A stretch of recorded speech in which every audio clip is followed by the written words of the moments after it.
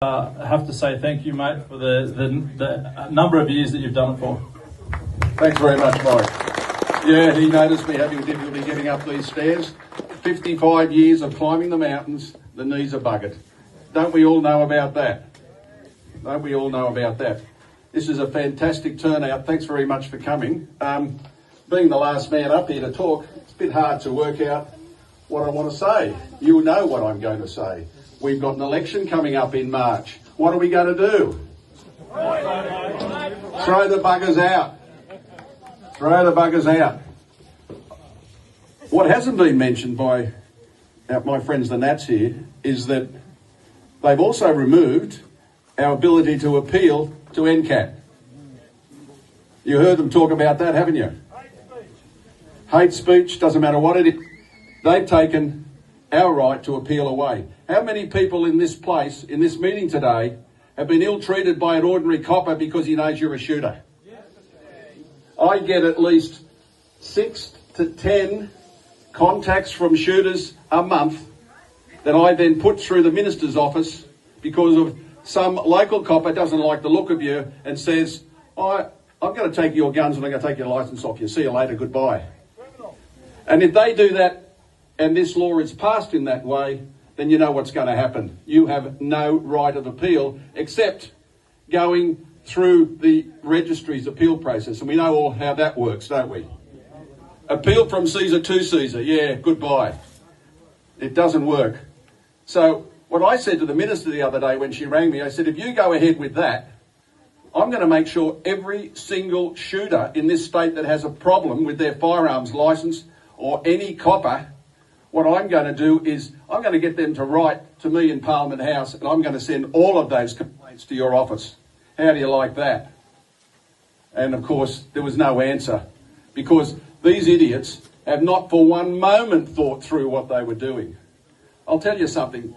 The morning after that terrible massacre, I texted Minns and asked for a meeting with him and the police minister.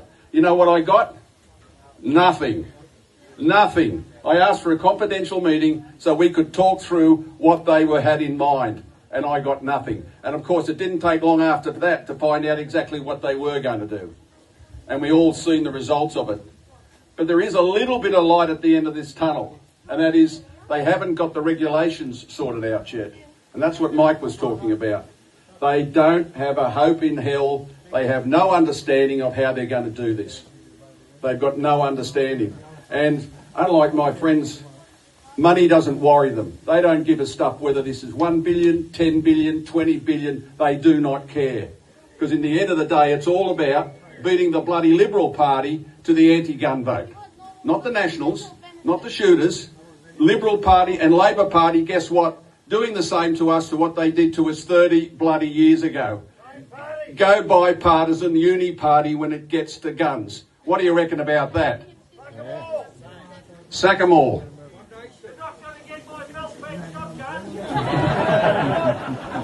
They're not going to get my belt-fed shotgun either. I've buried it. Here I've got the belt on, but they haven't got the shotgun. Look, Mike's got me down to talk about technical aspects of all of this. The reality is, all of the stuff you know about, it's been made very public in the public arena. We know all of that. There's a lot of intricacies in this. At the moment, I'm actually talking to the Treasurer about a compensation package and support package for the industry. And you know what? They hadn't thought about that either. They were quite happy to provide the shopkeepers at Bondi a well-deserved $25,000 support, and good on them for getting that. But what about the people who are suffering? What about the nearly 10,000 jobs in New South Wales that are going to be lost? What about the small country gun shops that will have to close down? I spoke to Gary Georgiou during the week. He's got a big gun shop in Sydney, most of you know it, and Safari Firearms. And I said, Gary, how many guns did you sell in January? He said, I sold 7. How many did you sell last January? 270 in January last year. Now, every gun shop, especially, of course, Peter as well, they're all suffering. And if we don't have gun shops, well, it's no use us having guns, is it? And we won't have gunsmiths, and we won't have ammunition, and we won't have reloading gear and the whole box and dice. I'm not interested in what they're going to pay me for a buyback. I'm not going to hand it back. They can get stuffed. I've got 28 firearms. I've been hunting and shooting for 55 years. How is 28 too many? How is 28 too many? The reality is it's not. And limiting me to 4 is an absolute bloody travesty and politically underhanded gut punch for everybody that in the past has done the right thing. And I don't need to repeat the good messages coming from my friends the Nats. The reality is the Nats are finally working with us on this particular issue. It's very important that we get it right, and it's very important that the government knows in the run-up to March next year, this is really going to cost them. And it was mentioned earlier by Mike, there's something like 60,000 or more applications for licences in the registry at the moment. And based on what they've talked about so far, if you're a fit and proper person, doesn't matter whether you're male or female.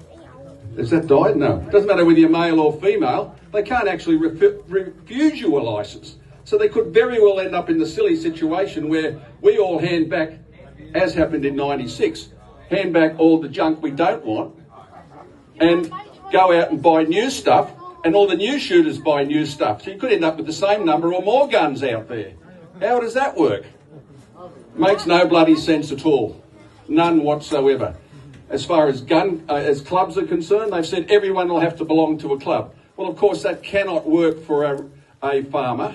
But there are a lot of people out in the bush who are not farmers, but they live on acres. What are they going to do? They're going to have the same problem that Gurmesh was talking about. They can't do it. The devil is in the detail of all of this, and there's not one aspect of this rubbish legislation that went through that is going to not affect us in some possible way. And we have to try to make sure that whatever we possibly can do, that we get the regulations sorted so that we can try to make a silk purse out of this rotten sow's ear. That's all we can do. At this stage, I don't see them coming back and turning the legislation at any stage soon. Again, who voted for it in our house, in the upper house? It was the Liberals, the Liberal Party, who called me an anti-Semite and a violent man when I was trying to get my conservation hunting bill through. Okay? They are absolutely rabidly anti-gun, and the Labor Party's not far bloody behind them. So all I can say is, thanks very much for organising this, Mike. Excellent initiative. And stay mad, because we're going to get equal in March next year.